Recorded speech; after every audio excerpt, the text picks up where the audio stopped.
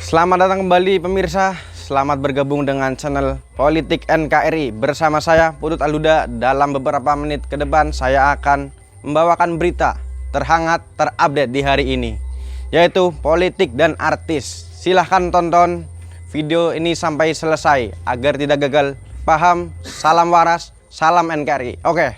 Anies berhasil guide swing voters ex pendukung Prabowo lewat safari politik. Safari politik yang dilakukan Anies Baswedan belakangan ini dinilai terbukti sangat efektif mengkonversi suara mengambang atau swing voters menjadi pendukungnya. Pengamat politik Universitas Paramadina, Ahmad Hoirul Umam mengatakan, keberhasilan Anies itu terlihat dari angka elektabilitas di 3 bulan terakhir. Menurut Umam, Anies bisa dibilang sedang berusaha mengkonversi 2 basis pemilik loyal yang menjadi swing voters menjadi pendukungnya. Kedua kelompok itu berasal dari yang pertama segmen kelompok mantan pendukung Prabowo yang merasa kecewa terhadap Prabowo. Kelompok ini merasa ditinggalkan, merasa dihianati oleh cara politik Prabowo yang sekarang menjadi bagian koalisi pemerintahan Joko Widodo, Jokowi. Kemudian, lanjut dia, segmen yang kedua adalah pendukung Jokowi di periode pertama antara 2014 hingga 2019, tapi kemudian belakangan merasa apa yang dilakukan pemerintahan Jokowi tidak terwakili perjuangan mereka. Umumnya kelompok ini adalah kelompok menengah terdidik di masyarakat kita. Mereka memiliki literasi politik yang lebih memadai, sehingga memiliki cara pandang yang lebih kritis terhadap sejumlah kebijakan publik yang dianggap tidak sesuai dengan apa yang mereka harapkan ketika dulu mendukung Jokowi di pemilu 2014, jelasnya. Umam menjelaskan, beberapa contoh kebijakan pemerintahan di periode kedua Jokowi yang dianggap cukup bermasalah, misalnya terkait Undang-Undang, UU Minerba, UU Omnibus Law, UU KPK dan terakhir ini dari kalangan masyarakat sipil terkait UU KUHP. Dari semua produk UU itu, kelompok ini menilai ada catatan kemunduran demokrasi yang betul-betul terjadi. Ini menjadi konsen dari kelompok masyarakat sipil, kelompok menengah terdidik, termasuk kelompok dunia usaha yang belakangan merasa tidak terwakili terutama soal recovery setelah pandemi, ungkapnya.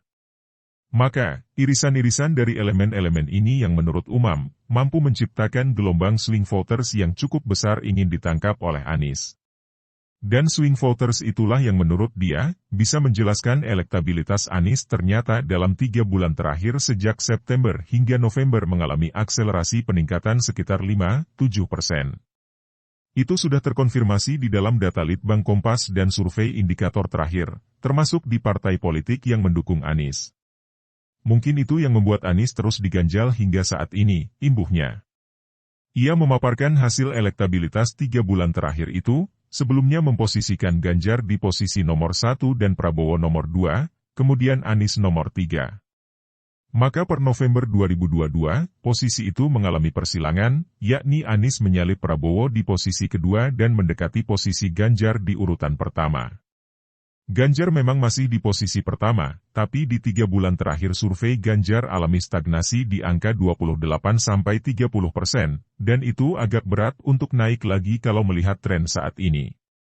Sementara Prabowo disalip oleh Anies dengan dia mengkonversi gelombang swing voters itu, sedangkan Prabowo terus mengalami penurunan elektabilitas, papar Umam.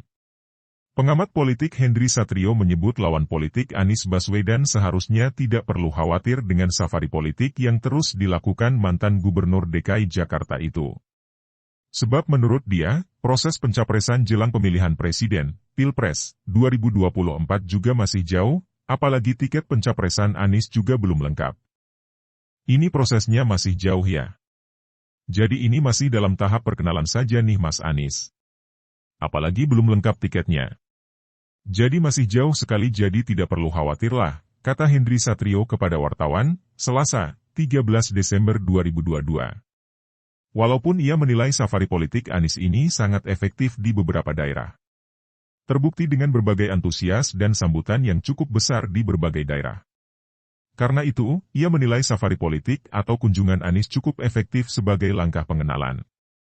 Tapi kalau dibilang efektif atau tidak, ia bisa dibilang ada gunanya dia keliling-keliling, paling tidak untuk memperkenalkan diri. Karena Mas Anies kan selama ini dikenal di Jakarta, belum tentu dikenal di berbagai daerah, imbuhnya. Tidak hanya mendongkrak elektabilitas, Safari yang digelar Anies Baswedan juga membuat mantan Gubernur DKI Jakarta itu berada di puncak tokoh-tokoh yang paling sering dibahas oleh warganet. Sepanjang 1 hingga 30 November 2022, pemberitaan dan perbincangan seputar Anies Baswedan jauh di atas tokoh-tokoh politik lainnya.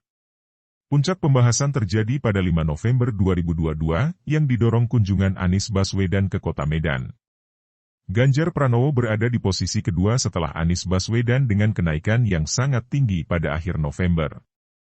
Didorong pembahasan tentang rambut putih yang diucapkan Presiden Jokowi sebagai sosok yang memikirkan rakyat.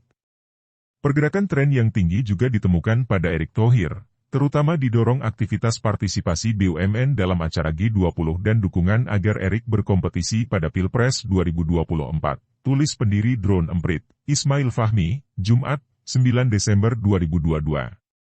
Untuk favorabilitas tokoh yang banyak dibincangkan dalam nada negatif ada AHY dengan 38% negatif. Posisi kedua ditempati Sandiaga Uno dengan 24% negatif dan Ganjar Pranowo di posisi ketiga dengan 19% negatif. Sedangkan, Muhaimin Iskandar menjadi tokoh yang banyak dibincangkan dalam nada positif sebesar 94% terhadap total percakapan masing-masing. Raihan ini disusul nama tokoh-tokoh lain seperti Erick Thohir dan Airlangga Hartarto. Posisi kedua diraih Erick Thohir dengan 89% positif, tulis Ismail. Untuk pengikut di media-media sosial, jumlah pengikut terbanyak dimiliki akun Ridwan Kamil.